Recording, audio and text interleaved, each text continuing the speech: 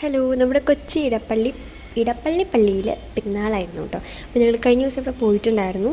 പക്ഷേ വീഡിയോ അപ്പോൾ എഡിറ്റ് ചെയ്ത് തരാൻ വേണ്ടി പറ്റില്ല. അപ്പോൾ ആ വീഡിയോ ഞാനിപ്പോൾ എഡിറ്റ് ചെയ്ത് പോസ്റ്റ് ചെയ്യാണ് കേട്ടോ.